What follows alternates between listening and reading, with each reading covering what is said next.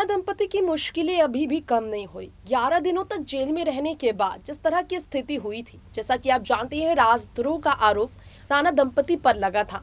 144 माफ कीजिएगा 124 ए, जी हाँ, जो धारा है राजद्रोह का 124 ए, उसकी बात करेंगे हम।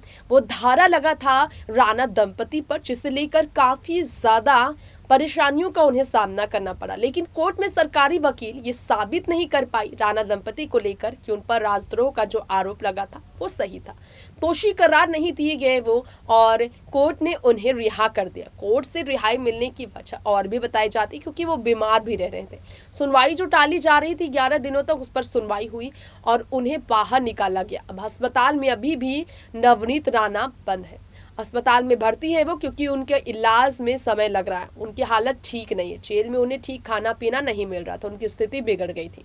रवि राणा उनके पति ने भी कहा इस बारे में। इस बीच आपको बता दें, बीएमसी ने जो नोटिस जारी किया, इसके बारे में उनके घर के बाहर नोटिस जारी करने को लेकर, उनके घर को लेकर तमाम तरह के एक्शंस शिवसेना सरकार ले रही है। ऐसे में राणा दंपति पर सवाल खड़े किए गए कि बीएमसी वहां पहुंची थी जांच के लिए, जायजे के लिए, तो राणा दंपति वहां मिले नहीं, कोई भी नहीं मिला। रवि राणा ने कहा कि उनकी पत्नी की तबीयत ठीक नहीं थी, वो इसलिए वहीं पर हॉस्पिटल में उनके साथ रहे और फिर वो घर गए। उन्हें लगा कि 1:30 बजे तक आएंगे बीएमसी वाले, लेकिन वो नहीं पहुंचे, फिर वो आ गए। मुश्किलें एक और बड़ी है, वो ये है कि गृह मंत्री जो है महाराष्ट्र में, वो भी खुलकर नवनीत राणा पर बात कर रहे हैं। यहाँ तक कि राज ठाकरे को लेकर भी बात की जा रही है। तो नवनीत राणा और राज ठाकरे दोनों को कनेक्ट करने की कोशिश भी की जा रही है।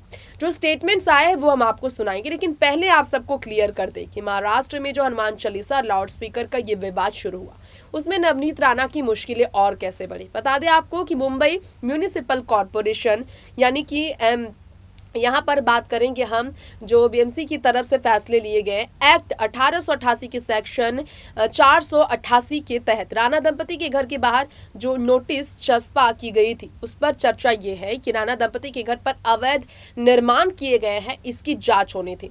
गुरुवार को इसके लिए बीएमसी की ओर से वहां पर लोग पहुंचे थे इस जांच के लिए, लेकिन वहां राणा दंपति के घर पर कोई नहीं मिला। मुश्किलें ये बड़ी है कि उन पर सवाल किए जा रहे हैं कि वो छुपाने की कोशिश की जा रही है। अब सोमवार को राणा के खार स्थित फ्लैट के बाहर एक नोटिस जो जारी किया गया था, उसे लेकर जांच को लेकर बीएमसी अभी तक कार्यवाही नहीं कर पाई है। तो बैरंग वो वापस लौटे, जिस पर राणा दंपति को सफाई देना पड़ा। तो अब जरा जान लीजिए कि नवनीत राणा से माफी का सवाल ही नहीं उठता, ये अब जो है यहाँ पर गृह मंत्री दिलीप पाटिल कहते हैं। जी हाँ, महाराष्ट्र के गृह मंत्री दिलीप पाटिल ने क्या कहा वो आपको बताना चाहेंगे। दरअसल दिलीप पाटिल ने इस मामले पर खुलकर बात की। पाटिल ने कहा कि पुलिस ने सोचकर, जी हाँ बिल्कुल सोचकर, राजद्रोह का चार्ज लगाया था। अब कोर्ट ने कुछ टिप्पणी की है, तो नवनीत राणा करने जा रही थी वो गलत था। पाटिल ने यह भी कहा कि नवनीत राणा से माफी मांगने का सवाल ही नहीं उठता। अब जरा जान लीजिए कि महाराष्ट्र सरकार जो है झुकने का नाम नहीं ले रही है, और महाराष्ट्र सरकार का गुमान सब चढ़कर बोल रहा है। माफी मांगने चाहिए इस हरकत के लिए नवनीत राणा को, ये कहना है अब दिलीप पाटिल का, जो गृह मंत्री है महाराष्ट्र में। इसके अलावा आपको बता दें कि माहौल उन्होंने बिगाड़ा, वो गलत किया, ये कहा गया उनके लिए। अब राज ठाकरे के खिलाफ आपको बता दें कि राज ठाकरे को लेकर भी दिलीप पाटिल के स्टेटमेंट आए। दिलीप पाटिल के बारे में आपको बता दें कि दिलीप पाटिल ने राज ठाकरे को लेकर कहा, एमएनसी चीफ राज ठाकरे को जो बयान देते हुए देखा गया, उन्होंने तो शुरुआत ही की माहौल बिगाड़ने की। तो ये कहा गया कि रैली की इजाजत देनी है कि नहीं, इस पर पुलिस तय करेगी, महाराष्ट्र पुलिस तय करेगी राज ठाकरे को लेकर। जी हाँ, राज ठाकरे को लेकर यह फैसला हुआ है कि राज ठाकरे को लेकर अब पुलिस तय करेगी कि आगे की रैली की इजाजत देनी है नहीं। जांच के बाद अगर लगता है कि कुछ गलत है तो कड़ी कार्रवाई भी राज ठाकरे के खिलाफ होगी। कार्रवाई को लेकर दिलीप पाटिल ने खुलकर कहा। उन्होंने कहा, महाराष्ट्र में कानून व्यवस्था बिगाड़ने की कोशिश जो राज ठाकरे ने की है, उसकी उन्हें जरूर भुगतान करनी पड़ेगी, इसमें कोई शक नहीं। केंद्र से सुरक्षा देना गलत है राज ठाकरे को, यह भी कहा गया। जी हाँ, आपको बता दें, नवनीत राणा को लेकर, राज ठाकरे को लेकर बताया जा रहा है कि केंद्र से उन्हें सुरक्षा देना गलत है। दिलीप पाटिल इसके समर्थ में नजर नहीं आ रहे। तो नवनीत राणा की मुश्किलें तो कम नहीं हो रही है, राज ठाकरे भी नवनीत राणा के साथ बुरी तरह से गिर गए।